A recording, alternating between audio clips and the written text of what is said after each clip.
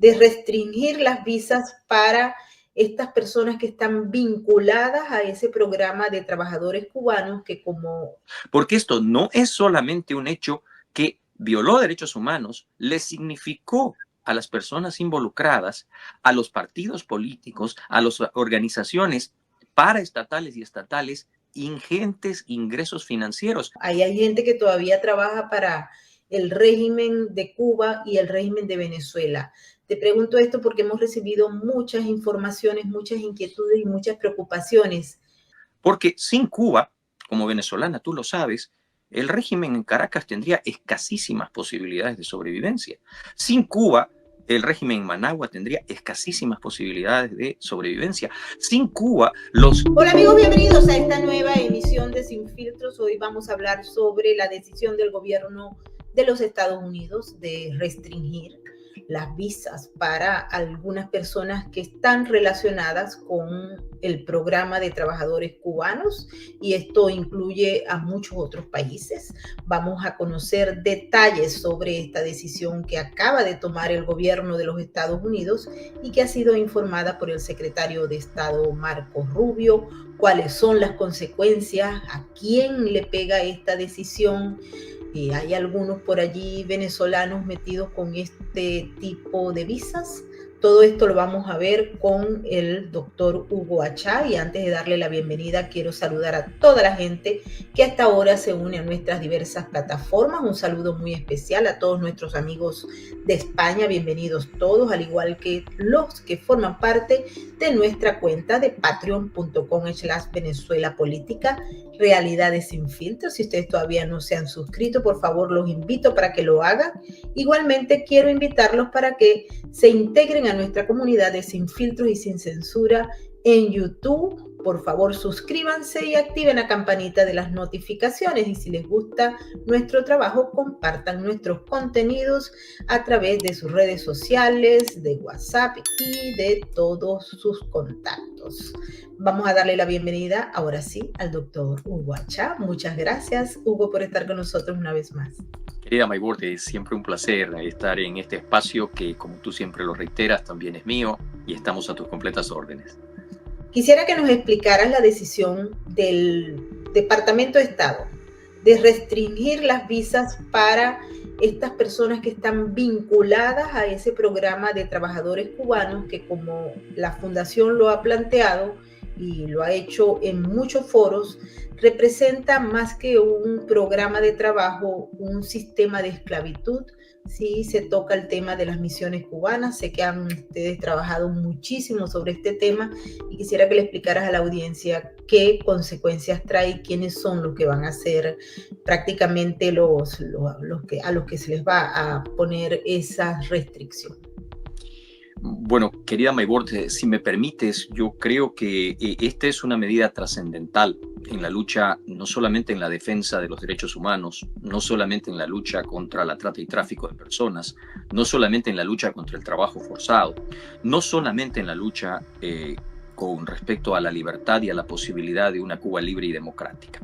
Creo que esto es un hito, pero en el que tengo que reconocer, nobleza obliga, no solamente el trabajo de todo el grupo de la Fundación para los Derechos Humanos en Cuba, desde su presidente Tony Costa hasta el último de los integrantes de nuestro equipo, sino a instituciones hermanas y colegas, Rosa María Payá, Alejandro Cajas de Cuba Decide, Javier Larrondo de Prisoners Defenders, todo lo que se ha hecho durante años.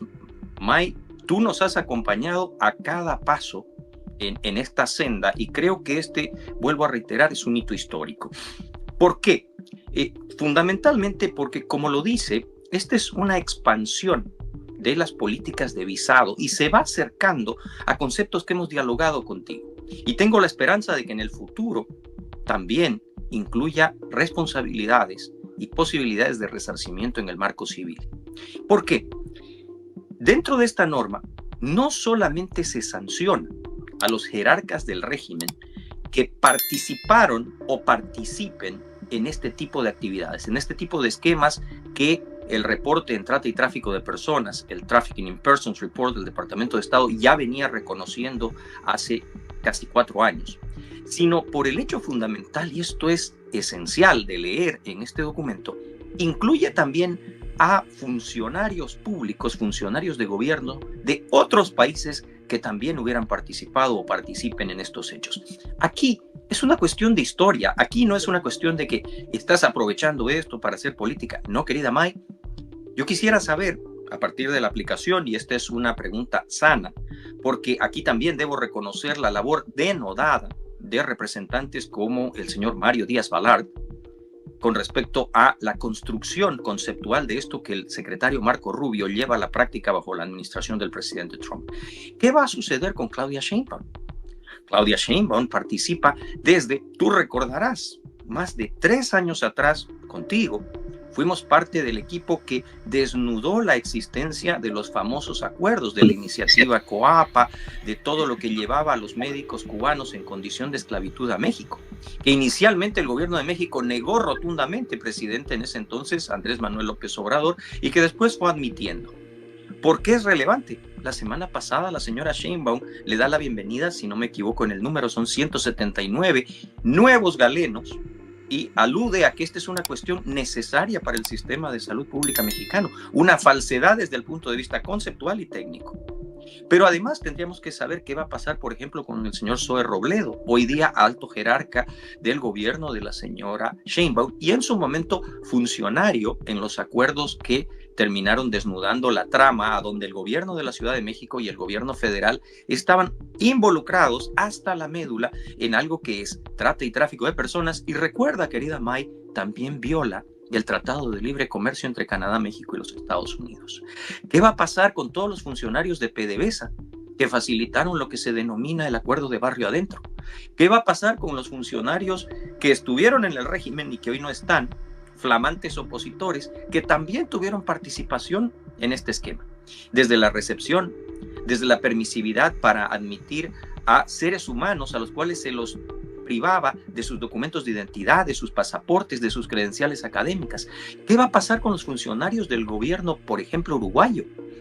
¿Qué va a pasar con aquellos que permitieron la existencia de los acuerdos que terminara el señor Luis Lacalle Pou o de los segmentos derivados que trataron de privatizar esta iniciativa y que hasta el día de hoy todavía están en la República Oriental del Uruguay? ¿Qué va a suceder con los funcionarios del gobierno de Evo Morales, a donde hubo una brigada en estas condiciones que después inclusive se llegó a documentar que más del 70% de ellos no eran médicos? ¿Qué va a pasar con la existencia de personal médico en la provincia de Buenos Aires, en Argentina? ¿Qué va a pasar con los funcionarios que permitieron este tipo de situaciones en países de Centroamérica, en Honduras, en Guatemala, en los países del CARICOM? ¿Qué va a pasar con, por ejemplo, los funcionarios del gobierno de Dilma Rousseff? ¿Qué va a pasar con el señor Alessandro Padilla? ¿Qué va a pasar con el actual ejecutivo de la Organización Panamericana de la Salud, quien fue un abierto promotor y abogado del denominado programa Más Médicos, que, como tú recordarás, no terminó como programa en beneficio de la población brasilera, pero concluyó en función del abuso y la trata y tráfico de personas bajo una medida tomada por el presidente Jair Mesías Bolsonaro? ¿Qué va a pasar con la expresidenta Dilma Rousseff? Y a ello, lo que viene después, ¿qué va a pasar con sus familiares, sus inversiones, sus intereses en los Estados Unidos? Porque esto no es solamente un hecho que violó derechos humanos, le significó a las personas involucradas, a los partidos políticos, a las organizaciones paraestatales y estatales, ingentes ingresos financieros. Recuerda, querida Maybord, que la Organización Panamericana de la Salud está demandada aquí por su participación en este esquema, siendo una organización internacional en ese momento liderada por la señora Carissa Etienne. Creo que te abre todo un abanico de posibilidades que quiero regresar en mi respuesta al punto inicial, en la lucha contra la impunidad, porque ese debe ser el parámetro con el cual debemos juzgar esta medida. Importante lo que estás planteando, porque hay mucha narrativa que señala que puede haber una especie de cambio a nivel de política en Washington, pero que a su vez todo lo que son los lobbies, tanto cubanos como venezolanos, podrían estar influyendo en los agentes que están integrados ya al Departamento de Estado o a otros que están vinculantes con intereses que no necesariamente tienen que ver con los de los Estados Unidos. Nosotros hemos conversado en múltiples oportunidades sobre agentes que están en, por ejemplo, el Departamento de Estado. Olvidemos el caso de Rocha, pero él no estaba solo, ¿no? Ahí hay gente que todavía trabaja para el régimen de Cuba y el régimen de Venezuela. Te pregunto esto porque hemos recibido muchas informaciones, muchas inquietudes y muchas preocupaciones. El gobierno actual de Estados Unidos estaría en disposición, tomando en cuenta esto y tomando en cuenta que el señor Marco Rubio es cubano, de origen cubano, y que tiene un conocimiento amplio sobre el rol que juega Cuba en la deconstrucción de los sistemas democráticos y del terrorismo y del tráfico de humano. ¿Podría haber algún cambio que tocara? Y esto te lo digo no porque podamos plantear un esquema enrevesado, es que lo hemos visto en muchas otras oportunidades y hay personas de alto nivel que plantean esta estrategia para acabar, golpear con la dictadura cubana, pero nunca se logra el objetivo, nunca se logra el objetivo y nunca se logra desmantelar esto que ya lleva más de 6 décadas y media. Bueno, querida Maybord, no vamos a ser tú y yo hoy los que descubramos nombres como Ana Belén Montes, no vamos a ser tú y yo los que descubramos términos como la red avispa, no vamos a ser tú y yo los que acabas de recordar el nombre del embajador Rocha, ¿no es cierto?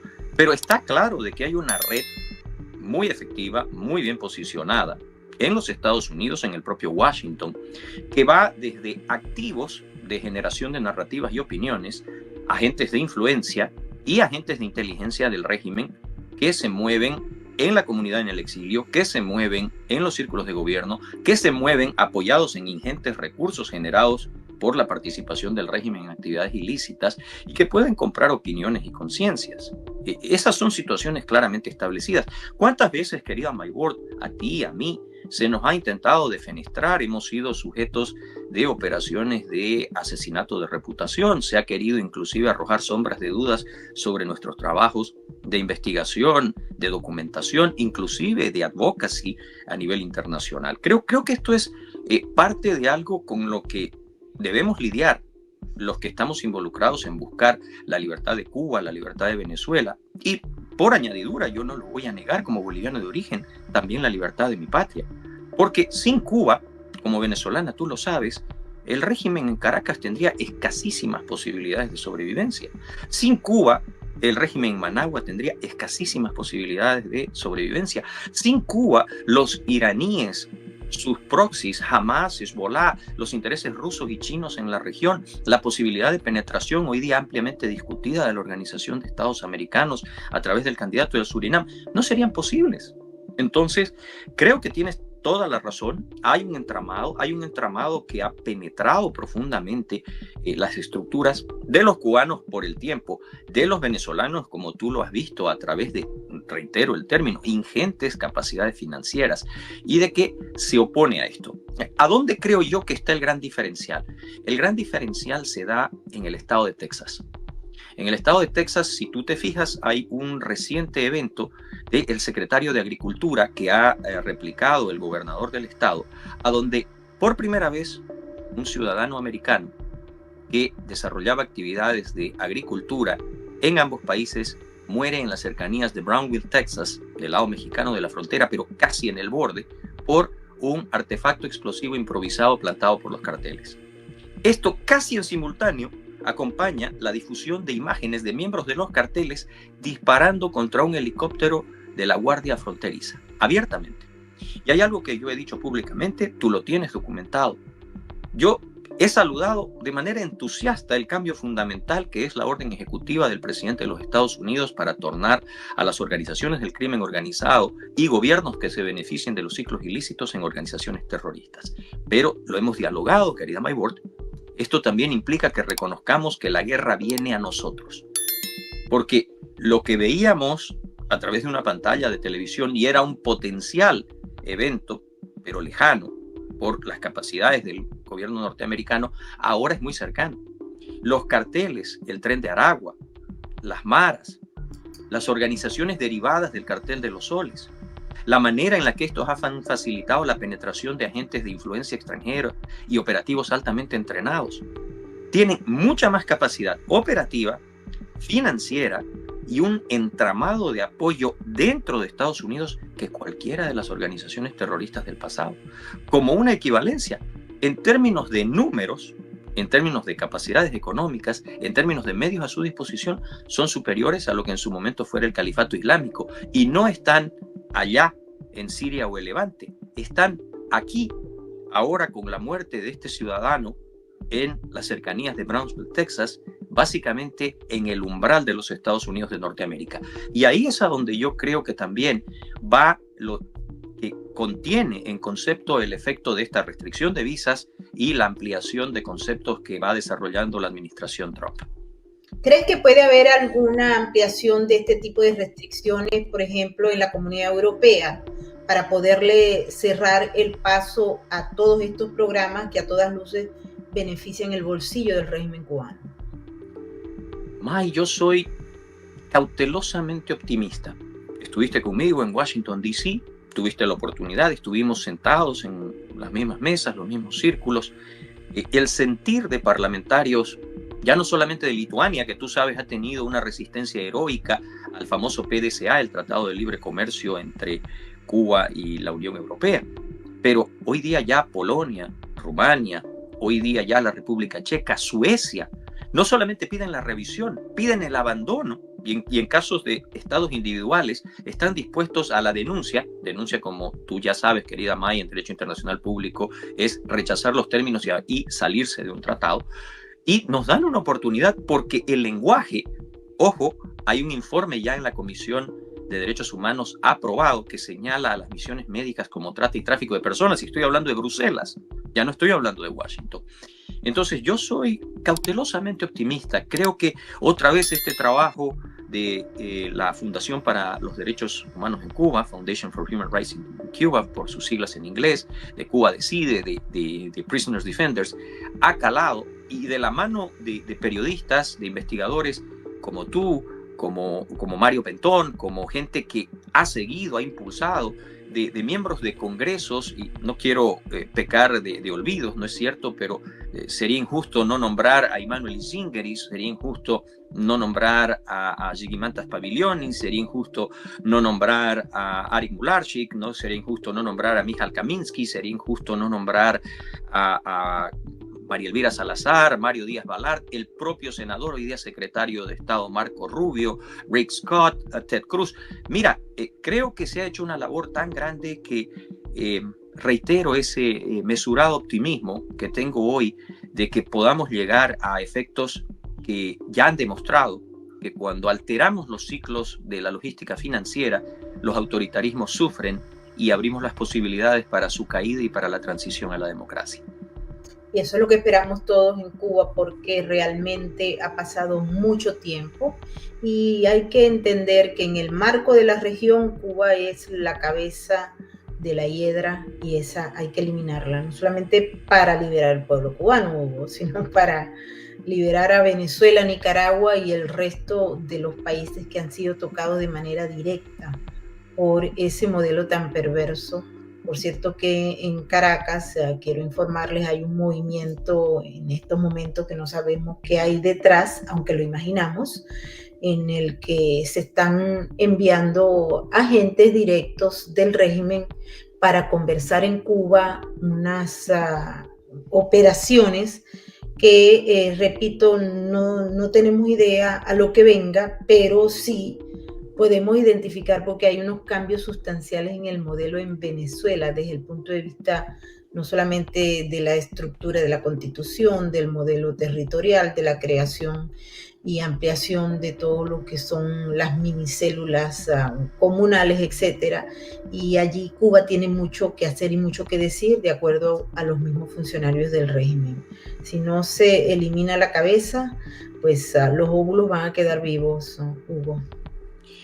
Definitivamente, en una conversación de naturaleza puramente académica, estaba conversando con un colega nuestro y él me decía qué hubiera pasado si Kennedy no hubiera abandonado a la brigada cubana en Bahía de Cochinos.